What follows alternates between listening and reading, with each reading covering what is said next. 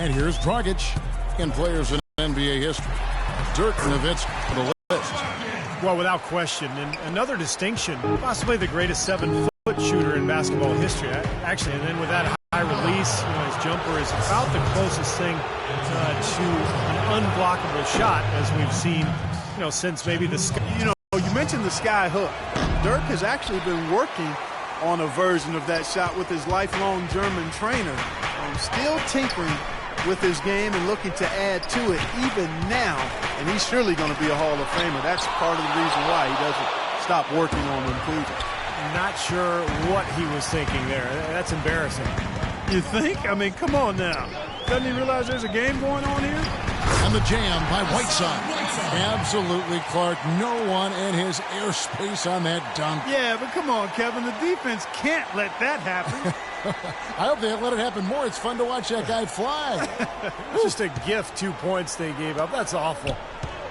Well, Nowitzki has a game that's aging so well with his size and touch. He says in the offseason he trains more just on lower body strength than he does on shooting skills, trying to keep that great platform for his shot. And so he earns a trip to the line. Officials saw the contact, and he'll shoot two.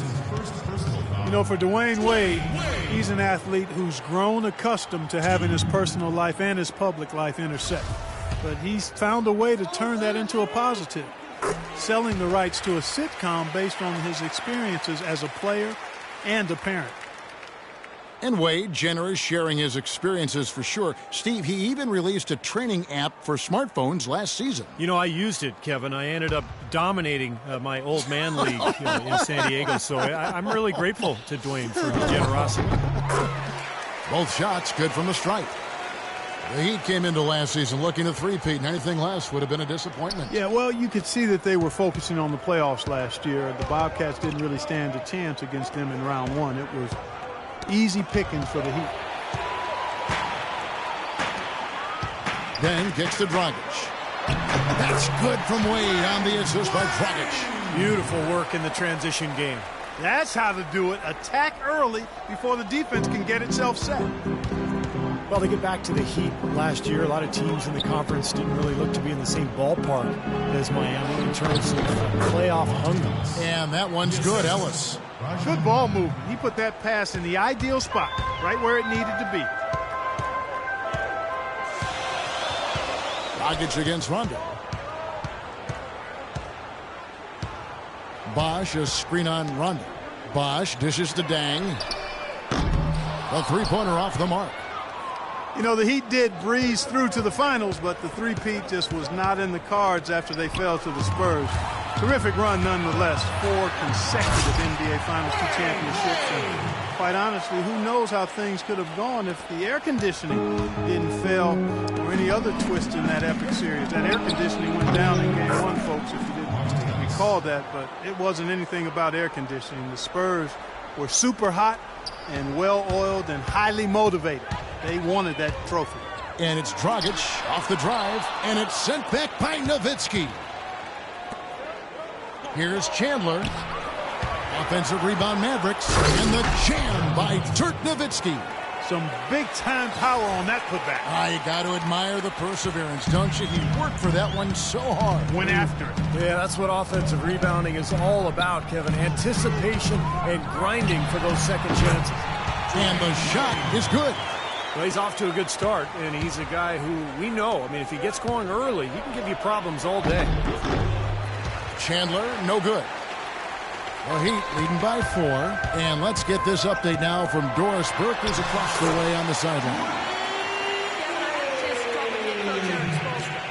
He told me that they'll have their work cut out for them looking to score inside. And Tyson Chandler patrolling the paint.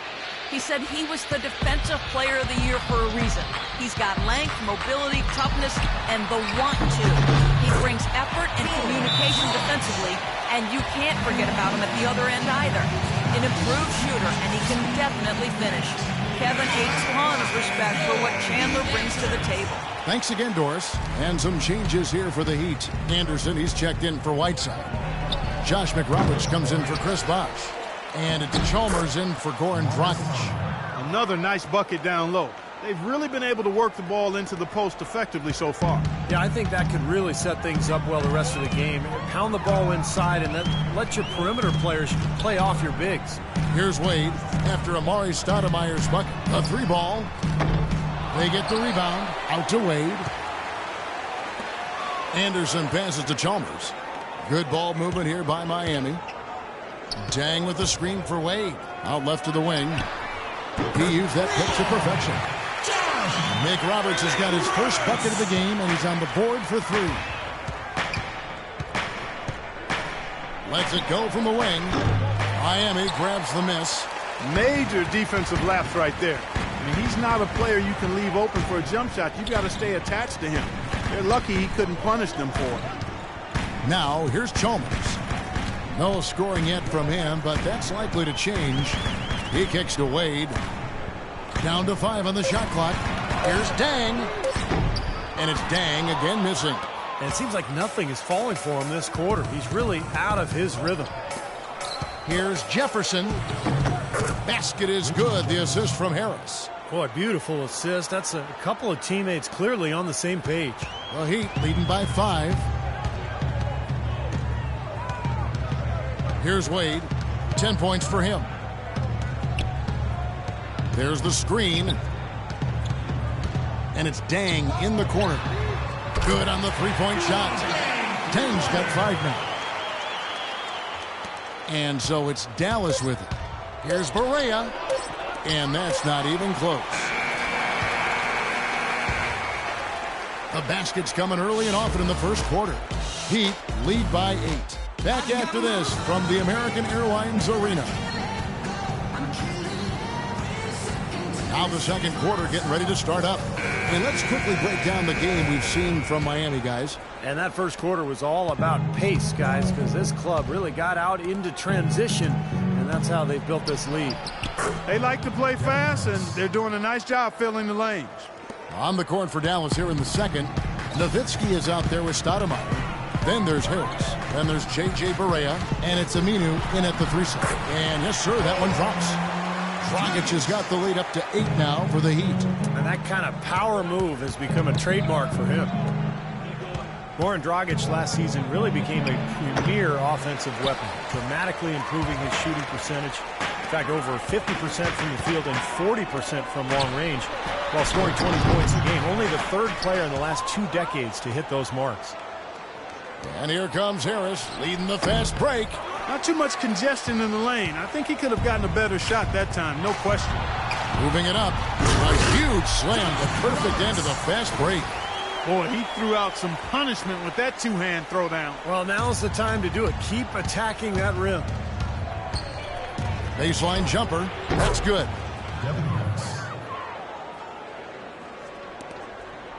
The Heat leading by 8. Here's Dragic. And another basket for Miami. Nice piece of work there. Find a little space and pull the trigger. Dallas calls timeout.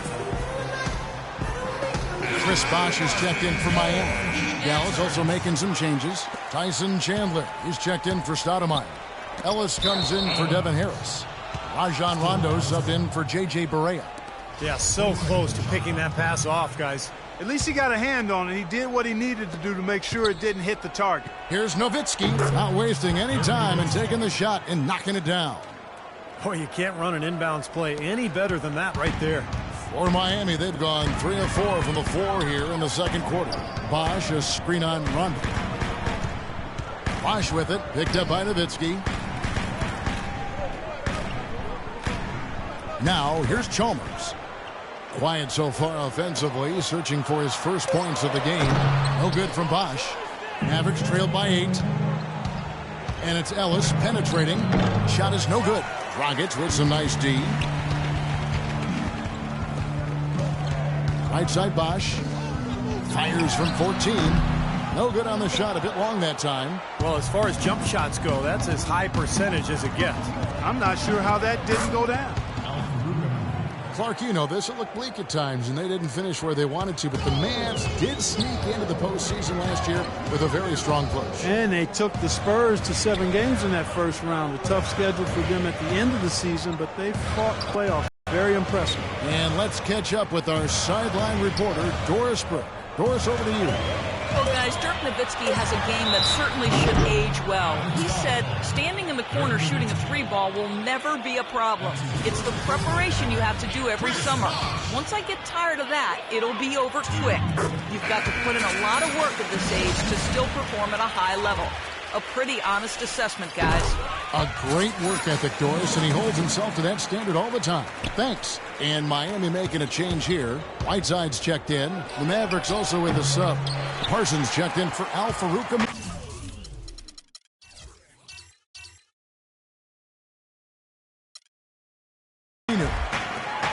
And for the Mavs, when they did get to the postseason, they gave San Antonio everything they could handle, taking them the distance to 7 games.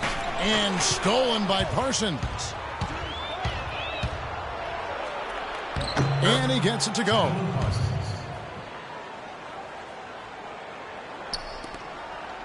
The Heat leading by 6. Well, you knew if the Mavs got to the playoffs, they'd be tough, even as an 8 seed. There's just so much playoff experience on that team that it took a very good Spurs team playing at a high level to get by the Mavericks in that first round. Here's Rondo after the Heat pick up 2. Nowitzki sets a screen for Rondo. And there's an intentional foul, but I'm not quite sure what he was thinking. Yeah, tough to explain that one. It looks like he just lost his focus. Wade, he's checked in for Luol Deng. And Dallas also making a switch. Villanueva's checked in, and Miami calls their first time out of the game. You could point to a number of reasons why the Heat were so dominant at home last year, but one that stuck out to me, guys, was just how efficient they were offensively. Catching up on the changes with Miami. Udonis Haslem, he's checked in for Bosch. And it's comes in for Dwayne Wade. And it's Johnson in for Goran Dragic. They're going to turn it over. They couldn't get it in bounds that time. Josh McRoberts is checked in for the Heat. Wade comes in for Johnson. The Heat won 32 games here at American Airlines Arena. As you said, Clark, their offense was just so doggone efficient. They seemed to score every time they had the ball. Well, to validate what you're saying there, the Heat shot 51% from the floor last year. That's historic for a team to shoot that high a percentage. It won't be an easy thing to do this year without LeBron, but I still think the system is in place, and they've got some really good players still there. That's just a case of two teammates working perfectly together, one setting the screen and the other using it to get that separation. I think they need to get much more disruptive defensively. They can't just keep allowing these easy baskets. I agree. They need more energy in the post, maybe some double teaming. They've got to get their defense in gear. Here's Wade. After the made shot from Tyson Chandler. Wade gets the bucket. He shot the ball exceptionally well as they've built this lead for themselves here. Here's Parsons. Rebounded by Chalmers. The Heat leading by 8. Now Haslem inside. Villanueva with the steal. And now Ellis running the floor all by himself. And he gets the bucket. Ellis has got 4 points in the quarter. Well, you know, he has shot the ball well, but it has not been contagious. And his teammates, they haven't had the same groove, and that's why we're looking at this result so far. And the Heat call time here. You know, one thing you have to give Coach Eric Spoelstra credit for is he's not wedded to just one approach. I like his ability to be flexible. You remember after the 2011 finals, for example, he really went back to the drawing board and changed Miami's offense to their small ball approach, but also wanted to get LeBron inside more. The result has been a couple of championship rings. Amari Stoudemire is checked in for Dallas. Nowitzki comes in for Chandler Parsons. Tries it from 9. And the basket by Chalmers. Chalmers has got 6. It took him a little while to get into the flow of this game, but now he's definitely found his stride and rhythm. You talk about Coach Spoelstra staying open to new ideas. He spent time in the summer studying football coaches and their techniques. Yeah, kind of an interdisciplinary interest in greatness. And, you know, that's what goes into building a champion. Spoelstra, very intense and focused, always trying to find an edge, even if he has to kind of step outside the box a little bit.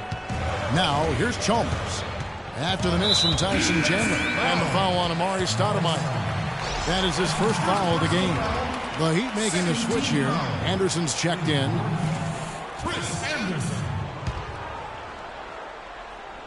Here's Chalmers. Wade a screen on Ellis. Chalmers with it. He's got 6. And the jam by Udonis Haslem. With that reverse jam, the fans got a little extra show there. That one definitely had something, you're right, extra on it. That was one of those 3 or 4 plays that you see every night in an NBA game that just leaves you in awe. Way to play in attack mode and get inside. And, you know, if you're on defense and you're going to foul, make sure it's a good one. They did, preventing the and one. The Mavericks shooting their 3rd and 4th free throw attempts of the game. That one is off.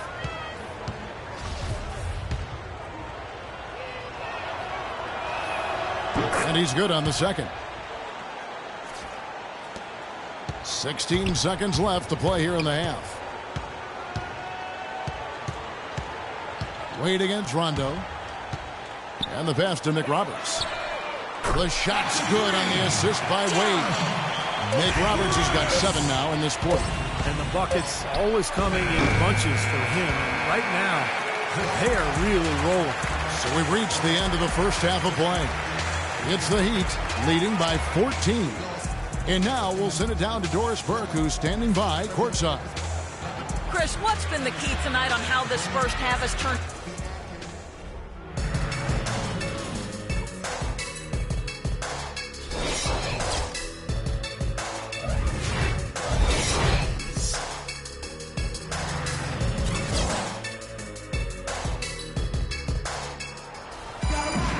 And as we welcome you back, we begin our second half. So far, not a tightly contested game, guys, but, you know, anything can happen.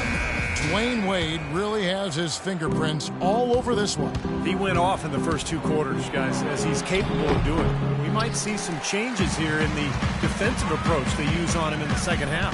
Yeah, they've got to make some sort of change. I mean, they can't let him continue to torch him like he has been. On the perimeter, Wade and Dang. Whiteside is out there with Chris Bosh, and it's Dragic in at the 1 spot. So that's who Eric Spoelstra starts the second half with. You wonder when you look back at it just how significant a win Dirk had when he was able to get his championship ring. Miami leading by 12. Dragic kicks to Wade. The 10-footer. And it's good. Wade's got 14 points. Boy, they look helpless defensively. From deep. Out of bounds. Miami takes possession.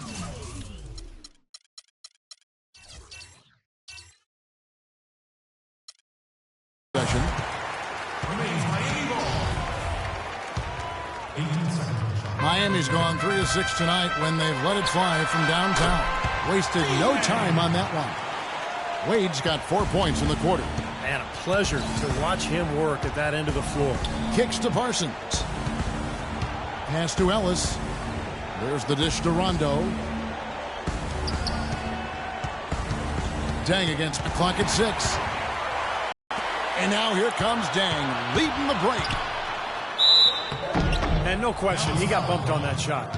Definitely no room for discussion on that one. Luol Deng is the definition of a gamer. He averaged over 38 minutes a game over the last 5 seasons with the Bulls. Played with a fractured thumb, torn ligaments in his wrist. He always goes all out at both ends every time he's on the court. And when you talk about the physical toll for Deng playing those long minutes, tremendous discipline to get it.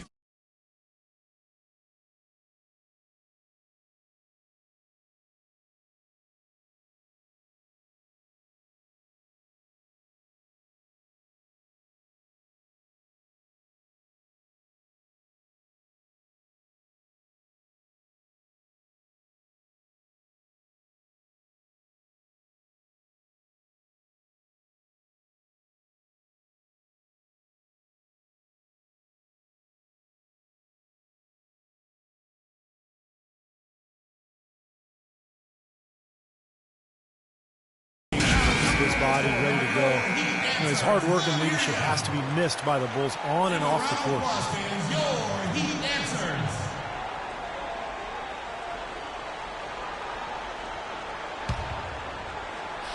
First minute and a half of basketball here in the third quarter.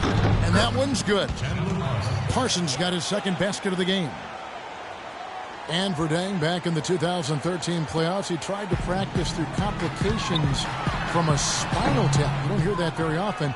That was a life-threatening condition. And Kevin, he was unhappy with his care during that incident and said nobody from the Bulls checked up on him at the hospital. So I think that cast a real cloud over their ensuing contract negotiations. And an intentional foul right there. I'm not sure what he was thinking about there. That's a strange foul. Who knows? Maybe he just wanted to take a break for a minute. Jefferson's checked in for Dallas. Perea comes in for Rajon Rondo. Now a timeout called by Miami. One thing you know when it comes to the Mavericks is they're not going to sit back and stand pat. They want to reload, not rebuild every year.